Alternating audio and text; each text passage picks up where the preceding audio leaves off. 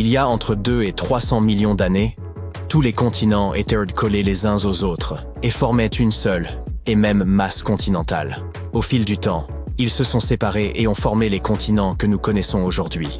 Cette masse terrestre géante s'appelait la Pangée, et la Terre avait un aspect très différent à l'époque. D'où la question suivante: à quoi ressemblerait notre vie si cette séparation n'avait jamais eu lieu? Découvrons-le. En termes simples, les plaques tectoniques sont de gros morceaux de l'enveloppe extérieure de la Terre. Notre planète est comme un puzzle de masse continentale, et ces plaques en sont les pièces. La Terre étant incroyablement chaude à l'intérieur, sa chaleur influence le sol rocheux situé au-dessus du noyau. Les roches légèrement fondues se mettent à flotter au-dessus d'un océan de magma brûlant. Ce mouvement crée les plaques tectoniques. Elles bougent en permanence, mais très lentement, si bien que nous ne le remarquons pas. Ce mouvement façonne la surface de la Terre, influence son climat et l'évolution de la vie depuis des millions d'années.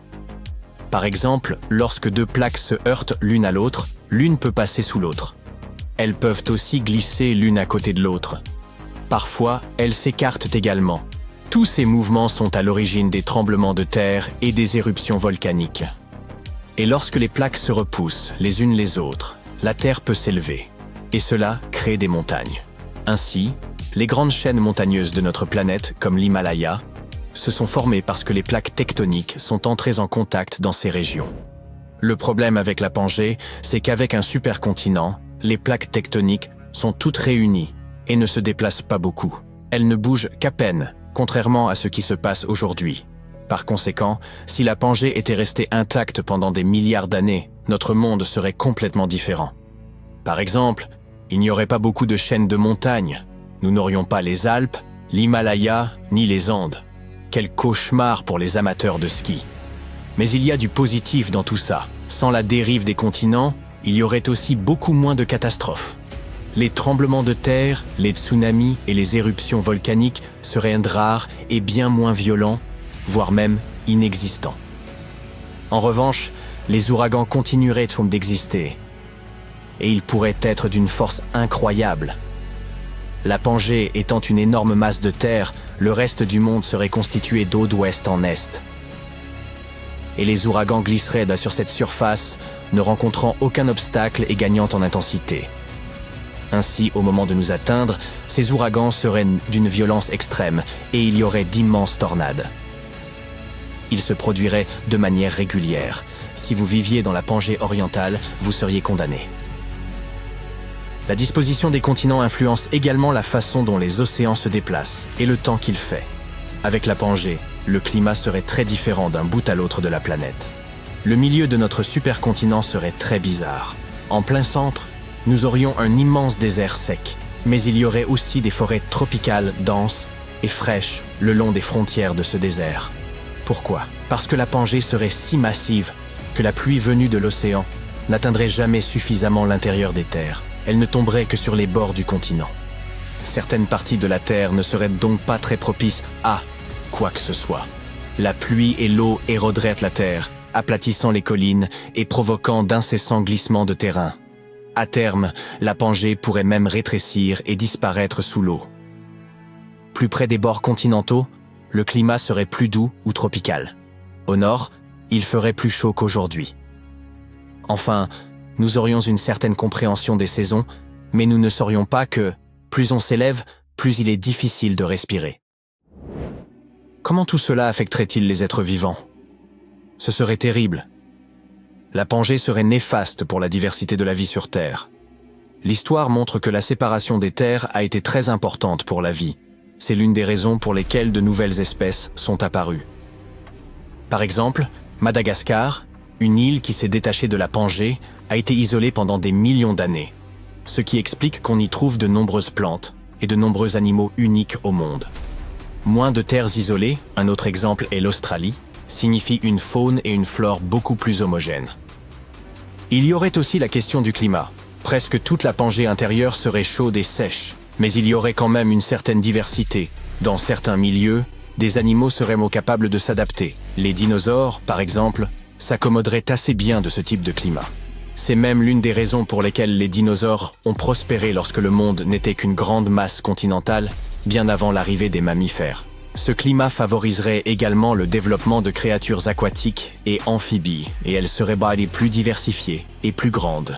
En résumé, la Pangée serait sans conteste un monde extrêmement dangereux pour l'homme. En gardant tout cela à l'esprit, voyons enfin comment se porterait l'humanité, en supposant que nous ayons survécu et évolué. Tout d'abord, où se situerait votre pays? En théorie, vous pourriez faire un voyage en voiture du Brésil au Canada, parce qu'il ferait partie de la même grande masse continentale. L'Amérique du Nord se trouverait ici, et l'Europe juste à l'est. La majeure partie de l'Asie se trouverait au nord, et l'Antarctique au sud. L'Australie serait toujours au milieu de nulle part. L'Antarctique serait plus proche de nous que l'Australie. Tout cela en supposant que les pays restent inchangés. Et bonne nouvelle, nos pays modernes pourraient ne même pas exister. Serait-ce réellement une bonne chose? En fait, les frontières de nos pays seraient complètement différentes, et le monde serait plus uni et plus pacifique, ou pas. Nous allons voir ça. D'abord, nous formerions des tribus. Mais comme nous partagerions toute la Terre, il nous faudrait faire des compromis. Nous ne pourrions pas tous vivre seulement sur la côte ou dans les régions intérieures. Chaque tribu obtiendrait donc probablement une portion du territoire, et tout le monde se retrouverait au milieu pour régler les problèmes ou conclure des accords commerciaux. À mesure que les tribus grandiraient, les gens se déplaceraient vers de nouvelles zones, séparées par des déserts et des forêts, et formeraient de nouvelles nations. L'ère des chasseurs-cueilleurs ne durerait pas longtemps, car il y aurait moins d'animaux et de plantes. En chassant, nous éliminerions probablement toutes les grandes créatures en un rien de temps. À l'exception de ceux que nous pourrions éventuellement domestiquer. Imaginez avoir des dinosaures comme animaux de compagnie. Mais l'ensemble du supercontinent entrerait rapidement dans l'ère agricole, car quelles que soient les technologies que nous découvririons, nous les partagerions immédiatement entre nous. La principale différence serait que, pendant la période d'exploration, il n'y aurait que de petites îles isolées à découvrir. Les voyages et le commerce seraient plus faciles. Les cultures seraient moins éloignées les unes des autres que dans notre monde actuel. Par exemple, la culture amérindienne est très différente de la culture des îles du Pacifique, car elles ont été séparées par la mer pendant très longtemps. Mais sur la Pangée, les cultures formeraient une ligne continue du nord au sud. Cela signifie que les peuples seraient tous très proches les uns des autres. Et ce n'est pas tout. Nous nous ressemblerions également beaucoup plus qu'aujourd'hui. Comme la Terre serait comme maintenant inclinée sur son axe, il y aurait des températures basses au nord et au sud. Ainsi, certaines personnes auraient la peau blanche et les cheveux blonds. Mais en général, les différences seraient moins frappantes. Dans la partie centrale, où le soleil brillerait en permanence, la plupart des gens auraient encore la peau foncée ou bronzée. En conséquence, nous nous reconnaîtrions les uns les autres comme de véritables citoyens du monde, comme des terriens. Malheureusement, nous ne serions probablement pas aussi fascinés par le progrès technologique que nous le sommes aujourd'hui. Toutes les terres seraient déjà connues, et il y aurait donc peu de chances que nous ayons de grands explorateurs. La météo serait généralement clémente, les cultures se porteraient bien, et nos voisins seraient, espérons-le, pacifiques. Du coup, nous nous contenterions de ce que nous aurions. Nous serions satisfaits de notre science et de nos outils rudimentaires. Bien sûr, comme nous sommes des créatures naturellement curieuses, nous ferions quand même des progrès, mais ils seraient très lents. La vie serait peut-être ennuyeuse, mais il y aurait aussi de grands avantages. Nous serions plus unis et moins belliqueux. Peut-être que dans un tel monde, nous apprendrions à nous traiter les uns les autres avec plus de gentillesse et d'amour. C'est un beau rêve. L'histoire nous enseigne qu'un supercontinent a existé il y a environ 273 à 300 millions d'années. À cette époque, tous les continents de la Terre étaient regroupés et formaient une unité harmonieuse. Ce gigantesque ensemble portait le nom de Pangée, ou Pangaïa, si l'on préfère une version plus sophistiquée. Ce terme dérive du grec ancien signifiant « toute la Terre ». La Pangée était entourée d'un vaste océan nommé Panthalassa. Ainsi, l'intégralité de notre planète se composait d'un immense continent unique, bordé d'une étendue d'eau colossale. Ce supercontinent avait la forme d'un gigantesque C qui s'étirait d'un bout à l'autre de notre globe. Cependant, comme dans toute évolution, les choses ont changé. Il y a environ 200 millions d'années, au début de l'ère jurassique, celle des dinosaures, la Pangée a entamé sa fragmentation. Contrairement aux idées simplistes où les continents dériveraient passivement, comme des icebergs, Cette séparation a donné naissance aux continents actuels. Ce processus a également façonné les océans Atlantique et Indien. C'est en 1912 qu'Alfred Wegener, un météorologue allemand, a présenté pour la première fois l'histoire de la Pangée. Mais comment a-t-il pu reconstituer des événements aussi lointains dans le temps? Visualiser le noyau de la Terre comme une gigantesque cheminée qui dégage une chaleur intense. Cette chaleur génère des courants de convection particuliers dans la couche externe de la planète. On peut assimiler cette couche, la croûte terrestre, à un vaste puzzle composé de multiples pièces imbriquées. Les courants chauds provoquent le déplacement de ces pièces du puzzle, que l'on appelle plaques tectoniques. Parfois, elles s'éloignent, parfois elles entrent en collision, et d'autres fois elles glissent les unes contre les autres. Cela s'apparente à une danse incessante qui se déroule sous nos pieds. Un jour, Wegener observa les contours des continents et réalisa que les côtes de l'Amérique du Sud et de l'Afrique semblaient s'imbriquer. Et effectivement, c'était bien le cas. Il imagina alors qu'autrefois, tous les continents étaient réunis en une seule et même masse terrestre. Cependant, il ne pouvait pas simplement avancer cette idée sans fournir de preuves. Mais alors, comment savons-nous que la Pangée a réellement existé? Eh bien, plusieurs indices nous ont permis de parvenir à cette découverte remarquable. L'un d'eux est comparable à un casse-tête dont les pièces s'assemblent parfaitement. Observez les formes actuelles des continents. Vous remarquez qu'ils pourraient presque tout à fait s'imbriquer. Bien sûr, leurs contours ont évolué au fil du temps. Cela s'est produit il y a des millions d'années, et depuis, les eaux ont érodé les rivages. Malgré tout, on distingue encore clairement leur complémentarité. Un autre indice réside dans l'étude des fossiles. Nous savons que de nombreux animaux préhistoriques ont laissé derrière eux des vestiges, nous permettant de retracer leur histoire et d'identifier les espèces qui existaient autrefois. Lorsque les scientifiques ont comparé les fossiles provenant de différents continents, ils ont constaté une similitude frappante. Ces derniers appartenaient au même groupe d'animaux, bien qu'ils aient été découverts à des milliers de kilomètres les uns des autres. Il serait absurde d'imaginer que ces animaux aient traversé les océans à la nage. De plus, il est peu probable que ce type d'animal soit apparu simultanément en plusieurs endroits. Et pour finir, les montagnes.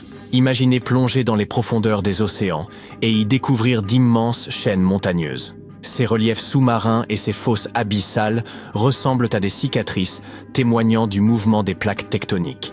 Ils constituent une preuve supplémentaire que les continents font partie d'un ensemble bien plus vaste. Lorsque vous rassemblez tous ces éléments, l'image devient limpide. Les continents terrestres formaient autrefois un seul et même supercontinent.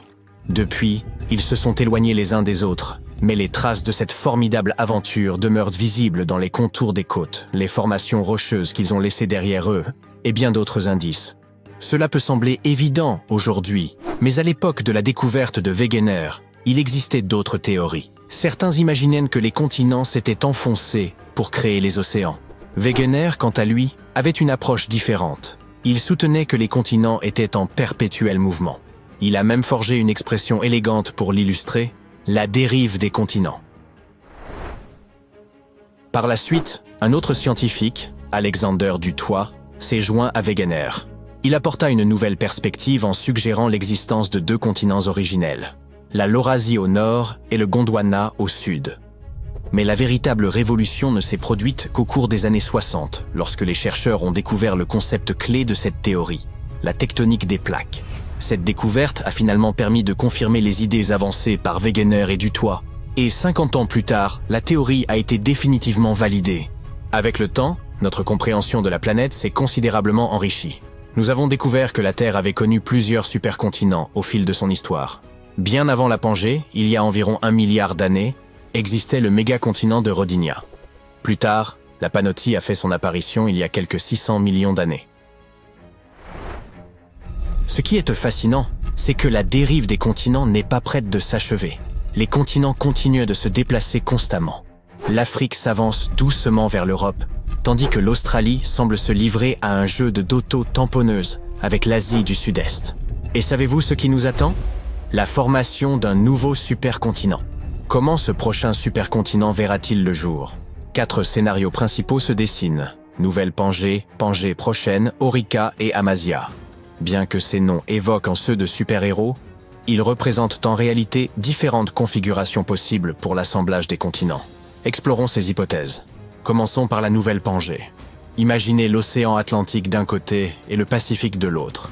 Si les choses continuent sur leur lancée, l'Atlantique s'élargira davantage, tandis que le Pacifique se rétrécira progressivement. Dans ce cas, les Amériques, la partie nord et la partie du sud, finiront par se rapprocher davantage. L'Antarctique, quant à lui, ne restera pas en marge. Il entamera une dérive vers le nord et prendra part à cette nouvelle configuration. L'Amérique, accompagnée de l'Antarctique dérivant vers le nord, entrera probablement en collision avec l'Afrique et l'Europe. Et ainsi, un tout nouveau supercontinent verra le jour. Passons maintenant à la Pangée prochaine. À l'avenir, l'océan Atlantique pourrait se lasser de sa largeur et décider de se resserrer un peu la ceinture. Il existe des zones où le plancher océanique glisse sous les continents, comme des passages secrets sous-marins.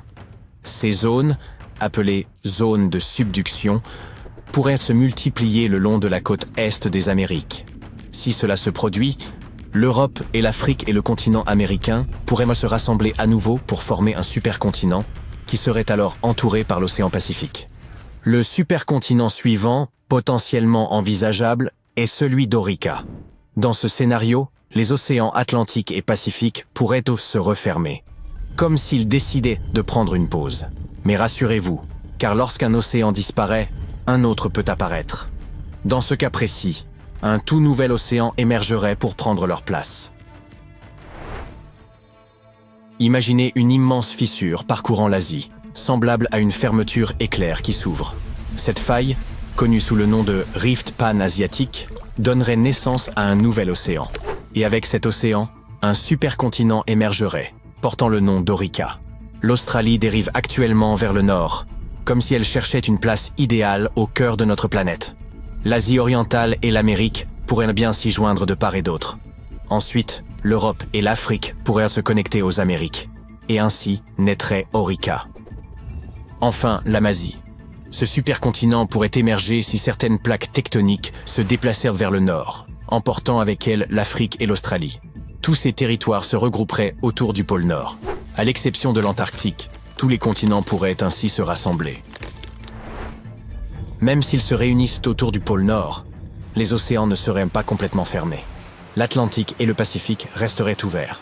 La formation de ce grand rassemblement dépend des mouvements tectoniques de la Terre. Jusqu'à présent, le scénario de la nouvelle Pangée semble le plus plausible. Tout cela dépend également des événements survenus après la fragmentation de la Pangée. Et lorsque ce nouveau supercontinent prendra forme, qu'adviendra-t-il du climat ? Comment les océans réagiront-ils ? Et qu'en sera-t-il des animaux et des plantes ? Ces questions éveillent en notre curiosité. Mais qui peut le prédire ? Peut-être qu'un jour, nos descendants contempleront une carte du monde où ce voyage extraordinaire aura bouclé la boucle. Continuez à nourrir votre curiosité et restez attentifs pendant les 100 prochains millions d'années. Connaissez-vous le nombre de continents sur Terre ? La réponse semble évidente, 6. Mais un instant, l'Europe et l'Asie ne forment-elles pas un vaste ensemble appelé Eurasie ? Ce pourrait sembler être le cas si l'on observe une carte du monde. Cependant, les scientifiques ont une approche différente. Ils ne se contentent pas de considérer les terres émergées. Les géologues examinent également la composition des roches qui forment les continents. En adoptant leur perspective, le nombre de continents peut même augmenter. Les continents perdus ne sont donc pas une légende. Certains ont existé, ou du moins ont existé dans le passé. Et ces continents ne sont pas toujours submergés. Ils se trouvent parfois enfouis sous d'autres terres émergées. Surprise! Des chercheurs ont récemment mis au jour un continent de ce type, le Grand Adria. Cela vous est peut-être familier ? Effectivement, il existe un lien avec la mer Adriatique. Ce continent disparu est entièrement enfoui sous l'Europe. Il est entré en collision avec celle-ci et a commencé à s'enfoncer il y a environ 140 millions d'années. De nos jours, il repose sous l'Italie, la Grèce et les Balkans. Sa taille et sa forme sont comparables à celles du Groenland, la plus grande île au monde. Mais comment les géologues ont-ils identifié le Grand Adria ? Bien qu'il ne soit plus visible, il a laissé des traces. Des fragments se sont retrouvés intégrés aux Alpes, tandis que d'autres ont été incorporés dans l'Italie et la Croatie actuelle, de l'autre côté de la mer Adriatique. Les roches calcaires de ce continent disparu ont subi des transformations une fois ensevelies sous l'Europe. Des millions d'années de chaleur intense et de pressions énormes ont modifié leur structure. Le calcaire a cédé la place au marbre. Les temples grecs et romains que vous admirez lors de vos vacances ont été bâtis avec ce même marbre. héritage d'un continent oublié depuis longtemps. Le Grand Adria est ainsi resté caché durant des millénaires. Pourtant, d'autres continents disparus étaient à portée de vue. Connaissez-vous le 7e continent de la Terre, la Zélandia?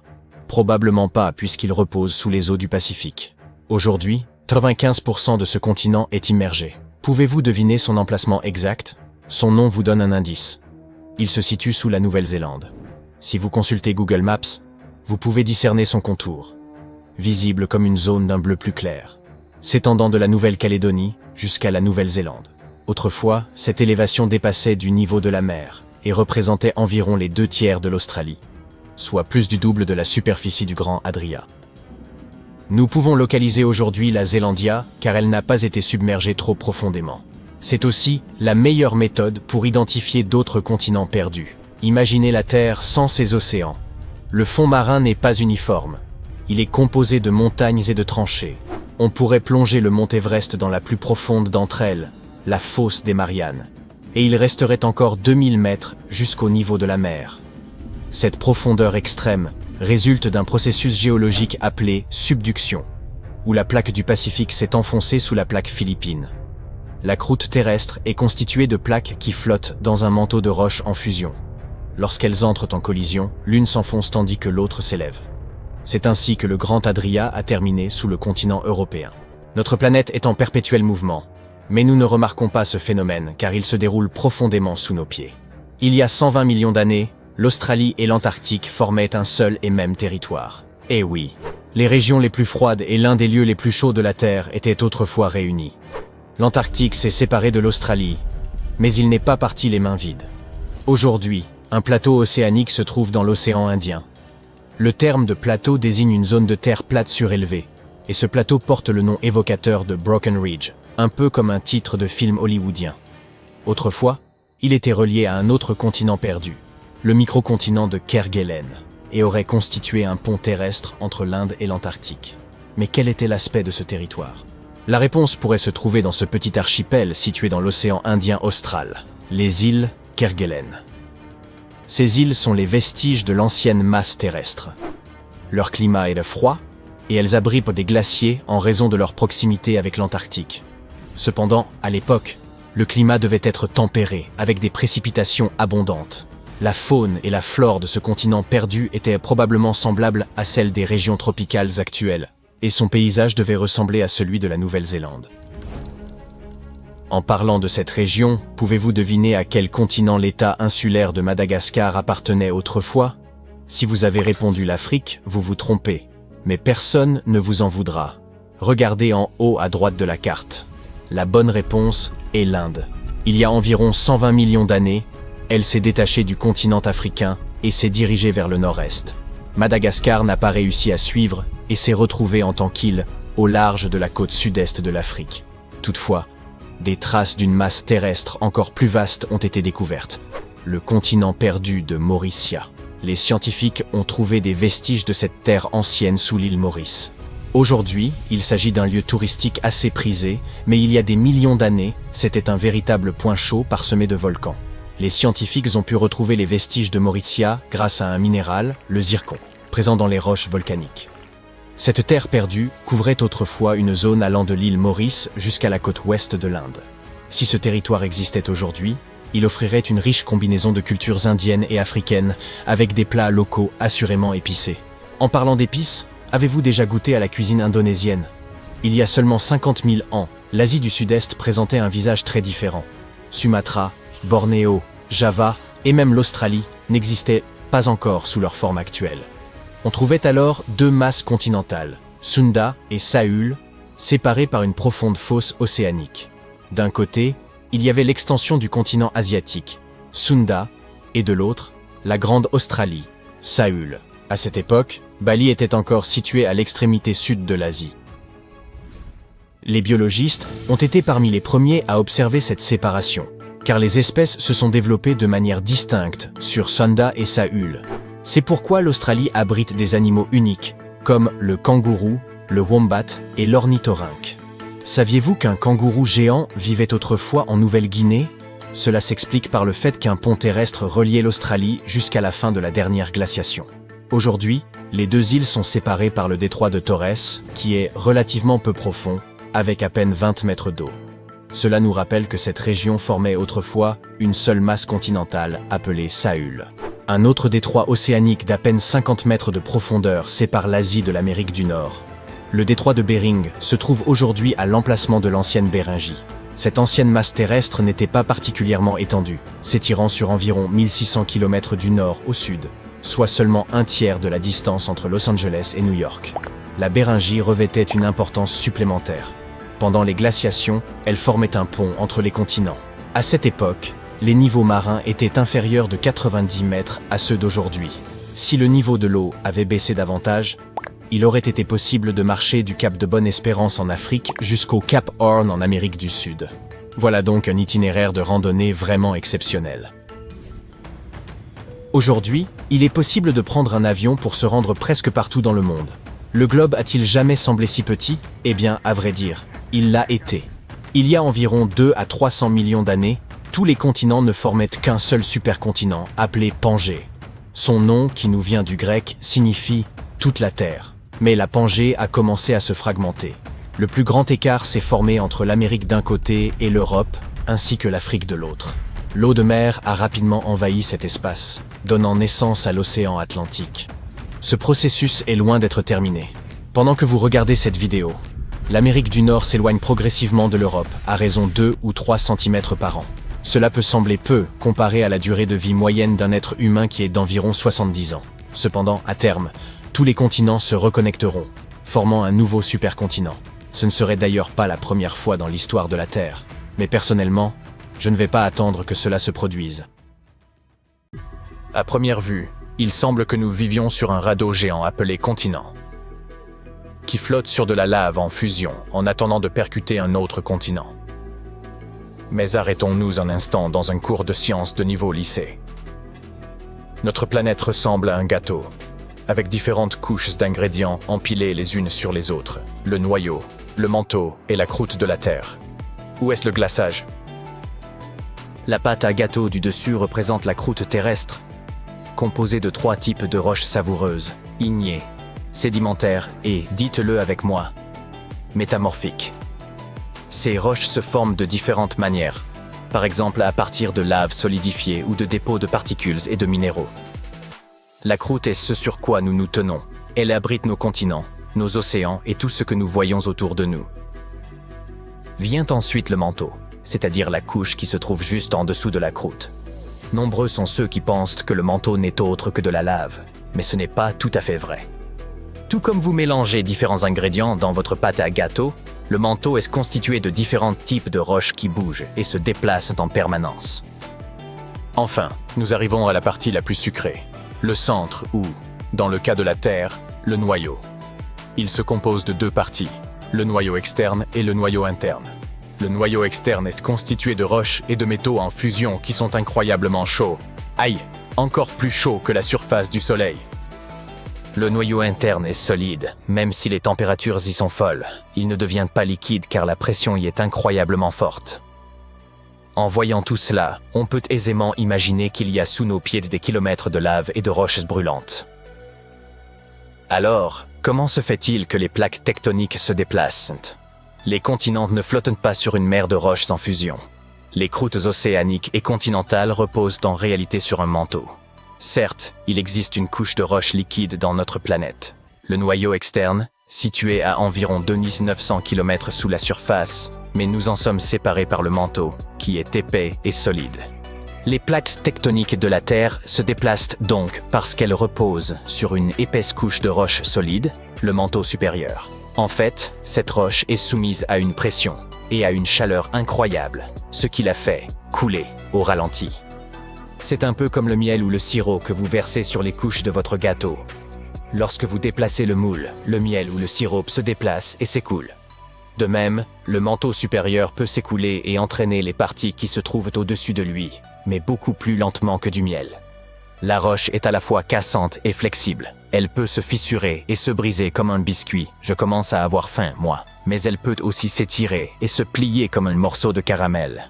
Lorsque les plaques s'accrochent les unes aux autres, elles ne peuvent plus bouger, mais lorsqu'elles se libèrent, elles recommencent à dériver, comme des pièces de puzzle qui se déplacent jusqu'à ce qu'elles rencontrent un nouvel obstacle. Ce sont des températures et une pression extrêmement élevées qui sont à l'origine de cet écoulement. C'est comme une grosse marmite de soupe sur le feu. Lorsque la soupe chauffe, elle commence à se déplacer, transportant la chaleur d'un endroit à un autre. C'est l'heure du déjeuner. En parlant de déjeuner, je veux dire de lave. Il n'y a pas que les roches en fusion qui remontent du noyau externe jusqu'au volcan. Lorsque les plaques tectoniques entrent en contact et qu'elles glissent l'une sous l'autre, leur frottement crée beaucoup de chaleur et de pression. C'est comme lorsque vous vous frottez les mains par temps froid. Elles finissent par se réchauffer. Ou lorsque vous allumez un feu avec des pierres. Et quand la roche fondue, ou magma, remonte à la surface, cela nous donne des volcans. Il y a longtemps, la Terre n'était pas divisée en continents comme elle l'est aujourd'hui. Au lieu de cela, il y avait une masse terrestre géante, connue sous le nom de Pangée, qui signifie « toute la Terre » en grec. Imaginez que vous soyez coincé au milieu d'un océan gigantesque. Avec le temps, ce supercontinent s'est lentement désagrégé. Ses parties se sont éloignées les unes des autres et ont formé les terres séparées que nous appelons continents. Cette idée est apparue pour la première fois au XVIe siècle, lorsqu'un cartographe s'est rendu compte que les côtes de l'Afrique, de l'Amérique et de l'Europe semblaient pouvoir s'emboîter comme des pièces de puzzle. Plus tard, des chercheurs se sont aperçus que la composition rocheuse de ces côtes était similaire, ce qui signifie qu'elles faisaient autrefois partie d'une masse géante, et ils ont appelé cela la théorie de la dérive des continents. Au début, les gens étaient plutôt sceptiques, car ils se demandaient comment des terres aussi massives pouvaient bouger. Aujourd'hui, nous serions tous en mesure de l'expliquer, n'est-ce pas? La croûte terrestre est donc divisée en quelques très grandes plaques et en de nombreuses autres plus petites. Elles sont toutes en mouvement, même si c'est au ralenti. Nous ne pouvons pas le sentir et nous ne verrons aucun changement particulier au cours de notre vie. C'est un processus qui dure des centaines de millions d'années. Lorsque les plaques se déplacent, elles interagissent les unes avec les autres de manière fascinante. Par exemple, lorsque deux plaques entrent en collision, l'une peut être poussée sous l'autre, ce qui contribue à créer une zone de subduction. Au fil du temps, c'est ainsi que l'on obtient des choses intéressantes comme des îles volcaniques, des fosses et même des chaînes de montagnes. Les plaques ont apparemment commencé à se déplacer il y a environ 3 à 5 milliards d'années. Il leur a fallu un certain temps pour se regrouper et former le premier supercontinent dont nous avons connaissance, le dénommé Ur. Aujourd'hui, ces vestiges constituent des parties de Madagascar, de l'Inde et de l'Australie. La Pangée a vu le jour il y a 335 millions d'années. Mais ce ne sera probablement pas le dernier supercontinent à se former. Ainsi, dans un avenir lointain, de nouvelles générations pourraient vivre sur ce que l'on appelle la Pangée prochaine. Lorsque la croûte océanique de l'Atlantique prendra lentement sa place sous la croûte continentale, le bassin océanique de l'Atlantique se refermera, ce qui explique que les continents finiront par se rapprocher. Cela signifie que les Amériques rencontreront l'Afrique et que l'Eurasie sera renversée sur le côté. Les hommes pourront donc vivre sur une masse continentale géante en forme d'anneau, regroupée autour de la mer intérieure, ou du moins de ce qu'il en reste. Ou bien les continents prendront une autre direction et formeront un autre puzzle, appelé l'amassis. Dans ce scénario, les Amériques dériveront vers l'ouest, fusionneront avec l'Australie et pivoteront vers la Sibérie. Et ce n'est pas tout.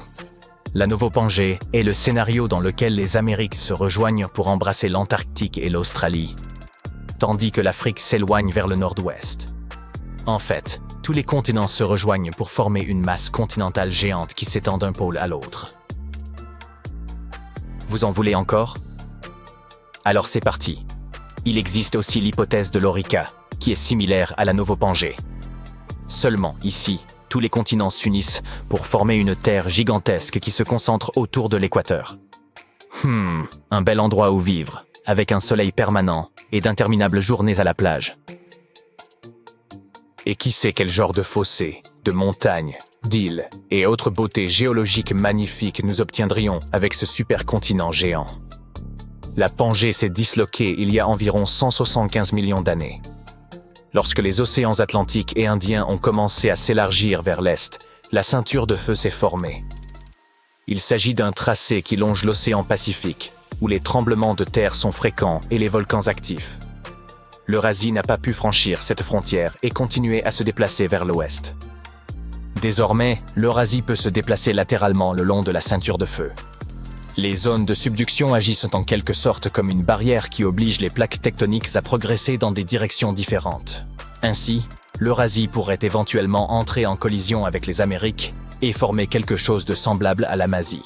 Comme j'aimerais m'asseoir confortablement avec des pop-corn pour assister à ce magnifique spectacle, mais cela ne se produira pas avant au moins 50 millions d'années. Je pressens que je ne serai plus là à ce moment.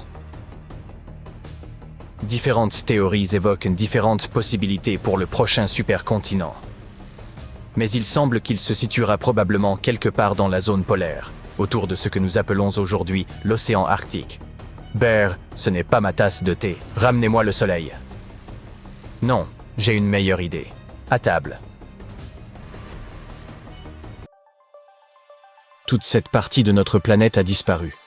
Autrefois, c'était une plaque tectonique, mais quelque chose d'aussi grand ne disparaît pas sans laisser de traces. Et les indices qui ont mené à sa découverte ont commencé dans ce mystérieux fossé entre la Chine du Sud et une île du nom de Bornéo. Pendant longtemps, les gens ont pensé que la mer entre ces deux endroits reposait sur une plaque tectonique portant le nom d'Izanagi, qui n'existe plus. Mais je m'interroge, comment une plaque tectonique peut-elle disparaître comme ça? Bien, les plaques tectoniques sont comme des pièces de puzzle, toutes connectées ensemble. Mais au lieu de rester sans bouger sur leur table, elles flottent sur une couche semi-fluide. Ainsi, elles se déplacent et viennent se heurter les unes aux autres constamment. Et il y a autre chose, certaines pièces de ce puzzle sont plus lourdes que d'autres. Et ce qui se produit, c'est que, de temps en temps, une pièce lourde vient se glisser sous une pièce plus légère. Voilà à peu près comment les choses se passent avec les plaques tectoniques. Sauf qu'il s'agit moins de poids que de densité. Lorsque le bord d'une plaque s'enfonce sous une autre et se voit pousser vers le bas et le manteau planétaire, on appelle cela la subduction. Mais parfois, ce n'est pas seulement le bord qui s'enfonce. Des plaques entières, immenses, ont complètement disparu dans le manteau de la Terre. Et c'est exactement ce qui est arrivé à la plaque Izanagi. Il y a environ 130 millions d'années, elle a commencé à glisser sous la plaque d'Okhotsk, puis elle s'est peu à peu laissée engloutir. Il y a environ 55 millions d'années, elle est complètement passée dessous et a été remplacée par la plaque Pacifique. Pendant des années, les spécialistes ont donc pensé que l'océan entre la Chine et Bornéo reposait sur cette plaque avant qu'elle ne disparaisse. D'accord, mais les experts se trompaient. Il s'est avéré qu'après tout, l'océan entre ces terres ne reposait pas sur cette plaque. Au lieu de cela, il repose au-dessus d'un écart qu'on ne s'explique pas. C'est comme s'il manquait une pièce du puzzle. Récemment, des chercheurs de l'université d'Utrecht ont découvert que cet écart était en réalité une plaque tectonique fantôme dont personne n'avait jamais entendu parler. La plaque de Pontus. Si on l'a nommée ainsi, c'est qu'à l'époque où elle était encore là, elle se trouvait sous l'ancien océan de Pontus. Mais si elle a disparu il y a si longtemps, comment au juste les experts l'ont-ils trouvée? Eh bien, les plaques tectoniques laissent parfois des traces avant de disparaître complètement. Mais au lieu d'enquêter sur des empreintes, dans un cas comme celui-ci, c'est plutôt des roches qu'on examine. Oui, des roches provenant d'une plaque perdue peuvent avoir été intégrées dans des chaînes de montagnes et pourraient nous orienter vers ces anciennes couches terrestres. Les roches, en effet, conservent une trace du champ magnétique de la Terre. Vous savez, ce bouclier invisible qui protège notre planète des menaces venues de l'espace, comme le vent solaire et les rayons cosmiques. Ainsi, lorsque les roches refroidissent et se solidifient, les minéraux magnétiques qu'elles contiennent, comme la magnétite et l'hématite, s'alignent avec le champ magnétique et se verrouillent, en quelque sorte. Et dans le processus, ils prennent un instantané de la direction et de l'intensité du champ magnétique. Celui-ci change en fonction de la latitude, en gros, selon qu'il se trouve plus au nord ou au sud de la planète, ce qui permet aux roches d'enregistrer leur position d'origine par rapport à l'équateur. Sachant cela, les chercheurs se sont rendus à Bornéo pour y collecter et étudier les roches. Et ils ont découvert quelque chose de bien étrange. À l'origine, elles provenaient d'une région située bien plus au nord. Leurs coordonnées anciennes ne correspondaient pas à la latitude attendue pour Izanagi. En fait, elles ne correspondaient à aucune des plaques tectoniques que nous connaissions jusqu'alors. Ils ont donc rapidement réalisé deux choses. Premièrement, ils venaient de découvrir un écart très bizarre. Deuxièmement, il devait y avoir une plaque tectonique cachée, fantôme, qui se trouvait autrefois à cet endroit. Pour percer le mystère, les scientifiques ont utilisé des modèles informatiques. Ils ont étudié la géologie de la région au cours des 160 derniers millions d'années. Grâce à leur travail, ils ont pu reconstituer l'ensemble de la plaque de Pontus dans toute sa splendeur. L'étape suivante consistait à déterminer les caractéristiques clés de cette partie de notre planète qui avait été submergée, par exemple, son âge. Vous voyez, les échantillons de roches collectés à Bornéo datent de 135 millions d'années, une époque où les dinosaures régnaient encore en maître. Avec cette information, les scientifiques ont pu comprendre que la plaque de Pontus s'était formée il y a au moins 160 millions d'années, mais elle est probablement encore plus ancienne que cela. Bien qu'il soit difficile de déterminer exactement la date de sa formation, une chose est sûre. Elle était énorme. La plaque de Pontus faisait environ un quart de l'océan Pacifique. Malheureusement, il y a environ 20 millions d'années, elle a fait ses adieux à la planète, s'enfonçant complètement sous la plaque australienne au sud et vers la Chine au nord. À ce stade, vous vous demandez peut-être si quelques roches et une reconstruction informatique peuvent suffire à prouver que la plaque de Pontus a vraiment existé. Eh bien, la réponse est oui. Mais d'autres indices ont été retrouvés à Palawan, un archipel situé à l'ouest des Philippines et dans la mer de Chine méridionale. La vérité, c'est que la communauté scientifique soupçonne l'existence de Pontus depuis plus de 10 ans. À l'époque, les chercheurs se concentraient sur la région des Philippines. Cette zone est une sorte de terrain de jeu pour les géologues, car elle se trouve à l'intersection de plusieurs systèmes de plaques tectoniques. Les scientifiques ont donc décidé de reconstituer les mouvements de la croûte terrestre entre le Japon et la Nouvelle-Zélande. Et leurs travaux ont suggéré qu'il devait y avoir une zone de subduction traversant cet espace, entre les plaques bien connues du Pacifique, à l'est, et la plaque hypothétique de Pontus, à l'ouest. Cette découverte fut possible car les plaques tectoniques ne savent pas vraiment jouer à cache-cache. Comme nous l'avons mentionné, avant de se voir submergées, elles laissent toutes sortes d'indices. Et il ne s'agit pas seulement de roches. Elles peuvent également modifier le manteau terrestre, ce qui conduit à la formation de volcans, à des tremblements de terre, à la création de fosses océaniques profondes, par exemple. Mais le processus de subduction peut aussi venir perturber la composition et la température du manteau, réchauffant ou refroidissant certaines zones. On considère alors cela comme une anomalie. Il est possible de détecter ce genre d'anomalie à l'aide de sismographes, des instruments capables d'écouter les tremblements de terre et d'enregistrer le mouvement du sol. Lorsqu'un tremblement de terre se produit, il émet des ondulations, des vagues, à travers la Terre. Ces ondes voyagent à travers les couches de la planète. Mais si elles viennent heurter quelque chose d'inhabituel, comme un ancien morceau de plaque tectonique caché dans le manteau, elles sont perturbées. C'est comme quand on roule sur une bosse sur une route lisse. Cela perturbe le voyage. Utiliser des sismomètres normaux pour rechercher des anomalies, d'accord, cela peut nous aider à trouver des indices sur le passé de la Terre. Mais les choses se compliquent beaucoup si les scientifiques veulent obtenir des images de ce qui se passe réellement sous la surface. Non seulement les images des sismomètres ont une faible résolution, mais le processus est également extrêmement coûteux. Mais récemment, des experts ont découvert une technique de pointe qui pourrait complètement changer notre regard sur les profondeurs de la Terre. C'est un peu comme une échographie. Les scientifiques peuvent désormais observer ce qui se passe à des kilomètres sous nos pieds. Plus précisément, dans une région située entre la croûte terrestre et le manteau qui se trouve au-dessous, connu sous le nom de MOO. Cette nouvelle méthode porte le nom de détection acoustique distribuée, ou DAS. Elle utilise des câbles à fibre optique, les mêmes qui nous fournissent l'Internet à haut débit, comme capteurs de séisme. Voici comment cela fonctionne.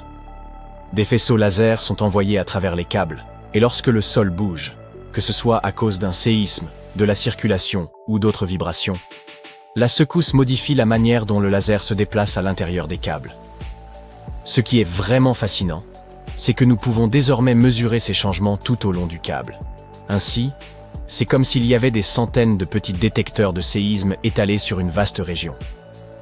Cette nouvelle technologie peut par exemple nous dire si des failles majeures s'enfoncent jusqu'au manteau, comment les processus anciens et modernes ont façonné les continents, Et quelle est la résistance de la croûte profonde dans certaines régions? En d'autres termes, le DAS est un instrument révolutionnaire qui pourrait nous permettre de découvrir de nouveaux indices sur les plaques tectoniques cachées et anciennes. Présente depuis plus de 3 milliards d'années, une partie de la croûte terrestre la plus ancienne se désintègre aujourd'hui. Si les continents semblent actuellement immobiles, ils ont connu d'importants déplacements et réagencements au fil du temps. Ce phénomène est rendu possible par l'activité tectonique, qui provoque le lent glissement des plaques terrestres, à l'image des pièces d'un vaste puzzle en mouvement. Les parties les plus stables de ces pièces de puzzle sont désignées sous le nom de cratons. Ces formations rocheuses, à la fois très anciennes et extrêmement résistantes, constituent les racines des continents et assurent leur cohésion. Le craton nord-américain, par exemple, englobe une grande partie des États-Unis, environ la moitié du Canada, ainsi que la majorité du Groenland. Les scientifiques ont identifié près de 35 cratons majeurs à travers le monde. Grâce à leur robustesse, ces structures sont restées pratiquement immuables durant des centaines de millions d'années. Toutefois, en 2014, il a été découvert que leur caractère prétendument indestructible n'était pas absolu. Certains cratons ont perdu une partie de leurs racines solides sous l'effet de processus géologiques spécifiques, entraînant un amincissement et une fragilisation de leur structure.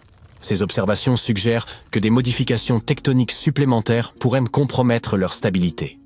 En 2024, des scientifiques de l'Université des géosciences de Chine ont analysé une ancienne masse terrestre appelée le craton de Chine du Nord, ou NCC en abrégé.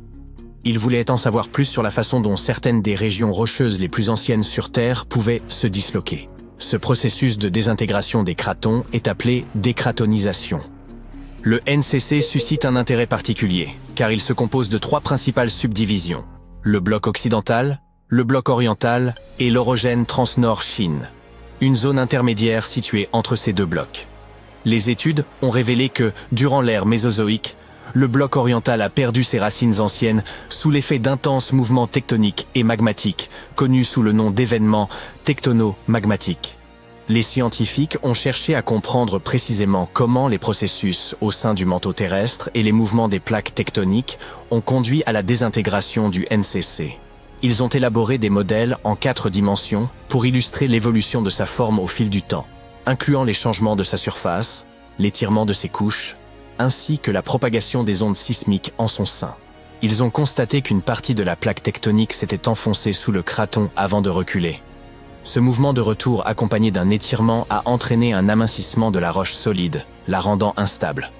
Ce processus aurait débuté il y a environ 200 millions d'années, durant la période jurassique, à l'époque où les dinosaures régnaient sur la planète. Le craton de Chine du Nord n'est pas la seule région concernée par le phénomène de décratonisation.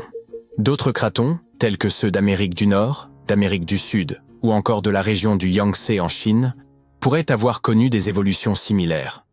Les chercheurs estiment que cela illustre les transformations progressives des continents terrestres sur des milliards d'années. En géologie, aucun lieu ne semble complètement à l'abri de tels bouleversements, mais cela ne constitue pas une raison de s'inquiéter. Vous ne le remarquez pas, mais notre planète est en mouvement constant, un phénomène parfaitement naturel. Toutefois, ces déplacements peuvent parfois entraîner des transformations spectaculaires. En 2017, les scientifiques ont officiellement annoncé que la Zélandia pouvait être considérée comme un nouveau continent. Les plateaux continentaux de ce mystérieux territoire reposent à une profondeur d'environ 1000 mètres sous le niveau de la mer. La croûte océanique plonge encore plus profondément, atteignant les 3000 mètres. Les géologues ont exploré ces profondeurs pour récupérer des échantillons du plancher océanique. Ils ont découvert qu'à la différence de la croûte océanique voisine, composée de roches basaltiques récentes, la croûte entourant la Nouvelle-Zélande est constituée d'un mélange de granit ancien, de calcaire et de grès, caractéristique d'une croûte continentale. De plus, les chercheurs ont découvert une étroite bande de croûte océanique qui sépare l'Australie du territoire dissimulé de Zélandia. Cela prouve que ces 2 régions constituent des continents distincts. Il y a 85 millions d'années, la Zélandia s'est séparée du supercontinent Gondwana. Des millions d'années plus tard, la puissante plaque pacifique, véritable championne des plaques tectoniques, a plongé sous la croûte continentale de Zélandia. C'est ainsi que la racine de la Zélandia, cette connexion à sa croûte continentale, s'est rompue et s'est enfoncée dans les profondeurs marines. Et ce n'est pas la seule nouvelle tectonique provenant de cette région du monde. Il y a 120 millions d'années, l'Australie et l'Antarctique constituaient un seul et même morceau de terre. Après avoir emprunté des trajectoires différentes, l'Antarctique n'est pas parti sans rien emmener. Aujourd'hui, dans l'océan Indien, se trouve un plateau océanique qui, autrefois, était relié à un autre continent perdu, le microcontinent de Kerguelen. Les scientifiques estiment qu'il servait de pont terrestre entre l'Inde et l'Antarctique. Pour mieux comprendre, il suffit d'observer l'archipel des Kerguelen, situé dans l'océan Indien méridional. Ces îles sont le dernier vestige de cet ancien continent. Elles présentent un climat froid et sont couvertes de glaciers en raison de leur proximité avec l'Antarctique. Cependant, par le passé, le climat y était plus tempéré, avec des précipitations abondantes. La faune et la flore y étaient sans doute similaires à celles que l'on trouve actuellement dans les régions tropicales. Un autre continent perdu, quant à lui, ne se cache pas sous les flots, mais sous l'Europe elle-même. Il porte le nom de Grand Adria et entra en collision avec le continent européen avant de commencer à s'enfoncer sous celui-ci, il y a environ 100 millions d'années. Actuellement, il se trouve sous l'Italie, la Grèce et les Balkans. Sa taille et même sa forme rappellent celle du Groenland, la plus vaste île au monde. Le Grand Adria n'est plus visible aujourd'hui, mais il a laissé de nombreuses traces. Certaines de ses parties ont été intégrées dans les Alpes. D'autres fragments se retrouvent dans l'Italie et la Croatie actuelle, de l'autre côté de la mer Adriatique. Les roches calcaires provenant de cet ancien continent ont commencé à se transformer une fois enfouies sous la masse terrestre européenne. La chaleur intense et la pression exercée durant des dizaines de millions d'années ont altéré leur structure. C'est ainsi que le calcaire a disparu au profit du marbre. Le Grand Adria n'était pas une terre solide comme le continent que nous connaissons aujourd'hui, mais plutôt une immense plateforme sous-marine peu profonde. Au fil du temps, le sable, la boue et diverses matières se sont accumulées sur cette plateforme pour progressivement se transformer en roche. Le Grand Adria pourrait avoir ressemblé à la Zélandia ou aux Keys de Floride, une chaîne d'îles située dans une mer peu profonde.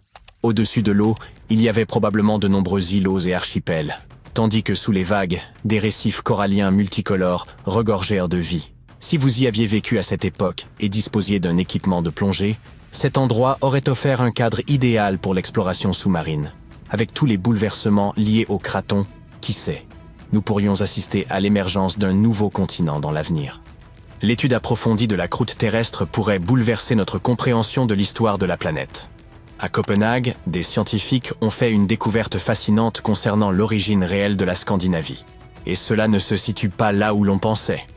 Après avoir analysé du sable et des roches provenant de régions isolées de la Finlande, ils ont conclu que les racines de la Scandinavie provenaient en fait du Groenland, il y a plus de 3,750 milliards d'années. Cela signifie que la région actuelle des pays nordiques, Danemark, Suède, Norvège et Finlande, est en réalité âgée de 250 millions d'années de plus que ce que les scientifiques imaginaient précédemment. Cette découverte a été rendue possible grâce à de minuscules cristaux appelés zircons, découverts dans les sables des rivières finlandaises. En étudiant leur composition chimique, les chercheurs ont constaté que l'âge des cristaux correspondait à celui des roches du Groenland et non de la Scandinavie. Les scientifiques ont utilisé des techniques spécifiques pour analyser des éléments tels que l'uranium, le plomb, le lutécium et l'hafnium, et ont ainsi déterminé que la base rocheuse de la Scandinavie s'était probablement détachée du Groenland il y a plusieurs milliards d'années. Une petite graine de terre aurait alors dérivé à travers la surface terrestre pendant des centaines de millions d'années. Ce fragment se serait finalement installé là où se trouve aujourd'hui la Finlande. Au fil du temps, de nouvelles couches rocheuses se sont formées autour de cette graine, donnant naissance à la Scandinavie que nous connaissons sur les cartes actuelles. Cette même étude pourrait nous inciter à revoir la manière dont les continents de la Terre se sont initialement formés.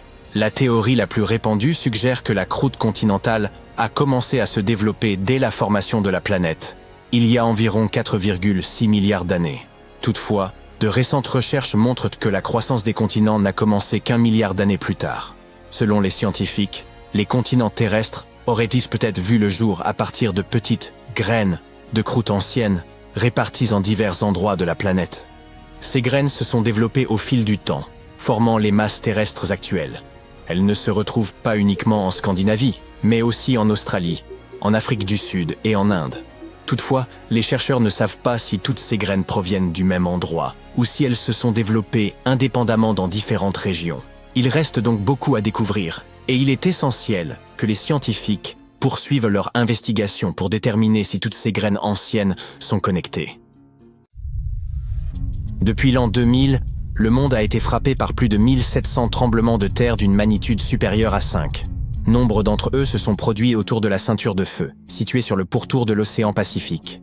En Amérique du Nord, la plus grande menace est la faille de San Andreas, susceptible de provoquer un tremblement de terre d'une magnitude inégalée, ce qui lui a valu le surnom de Big One. La destruction potentielle de la Californie est une perspective terrifiante qui pourrait avoir des conséquences inimaginables. Mais le Big One n'est que le début de ce qui nous attend. Mauvaise nouvelle.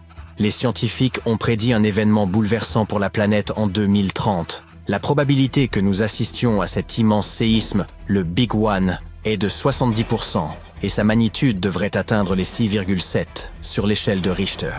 Il aura bien pour origine la faille de San Andreas, mais nos prévisions sont malheureusement insuffisantes pour le moment. Toutefois, un tremblement de terre de grande ampleur se produit une fois tous les 100 ans.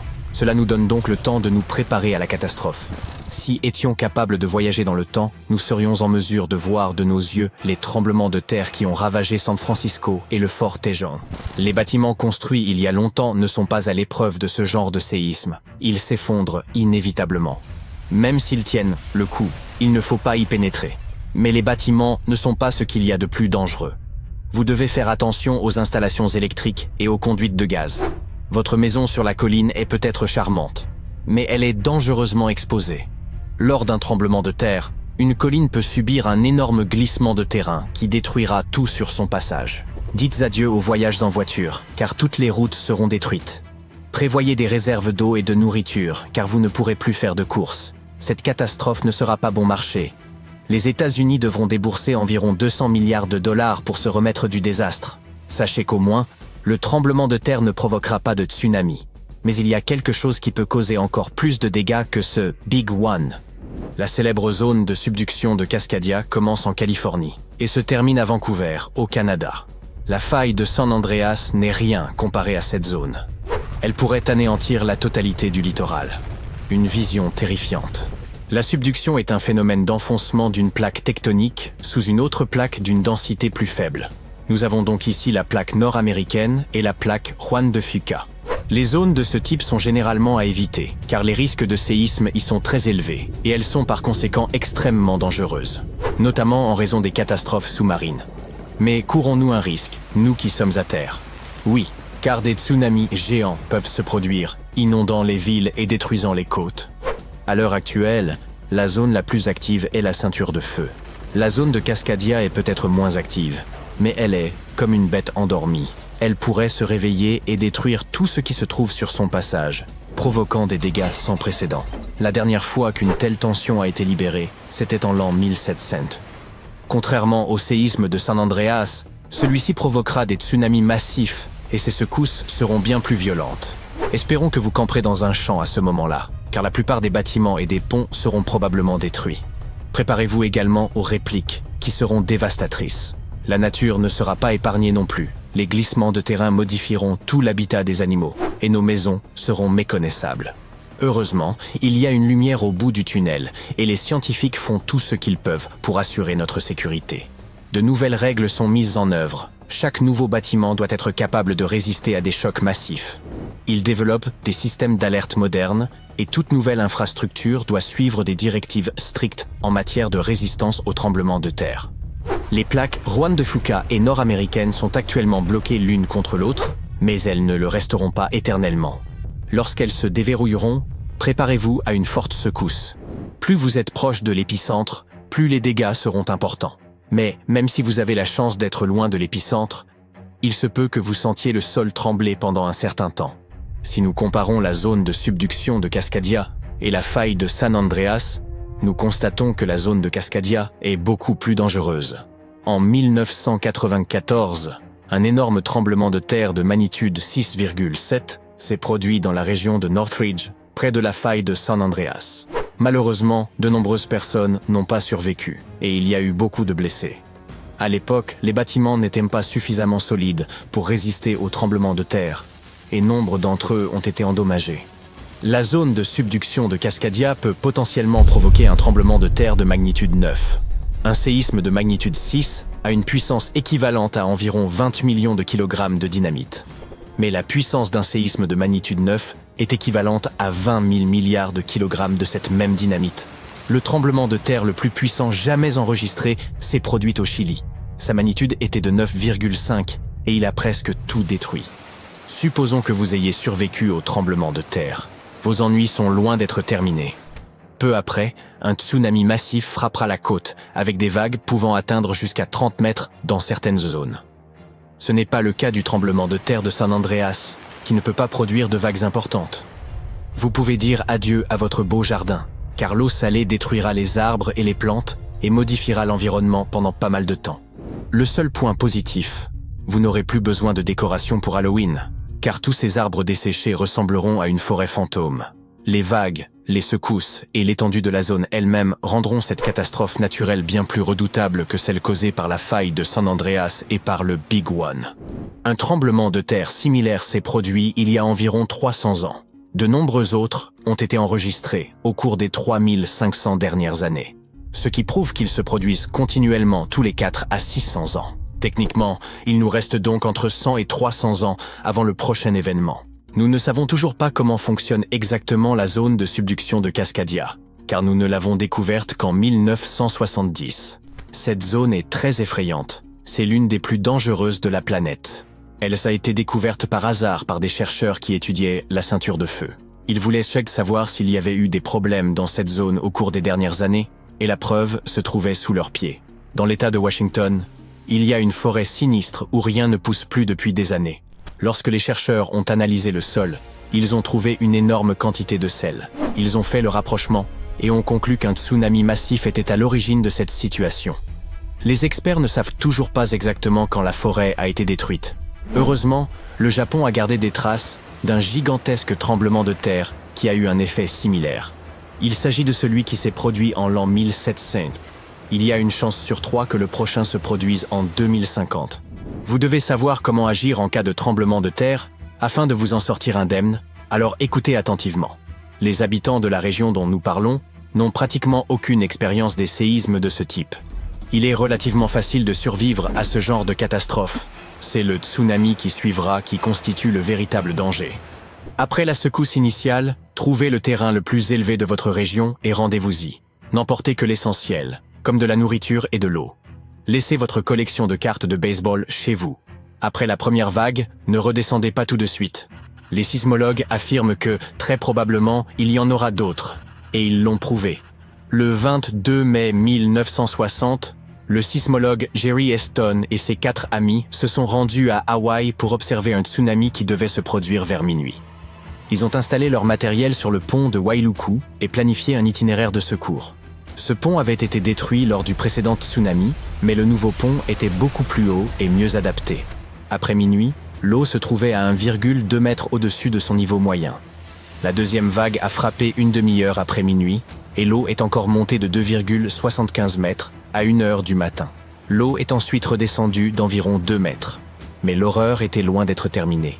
Ils ont ensuite vu une vague d'un peu plus de 6 mètres de haut. Cela nous prouve que les tsunamis sont imprévisibles et que nous devons absolument écouter les experts pour rester en sécurité.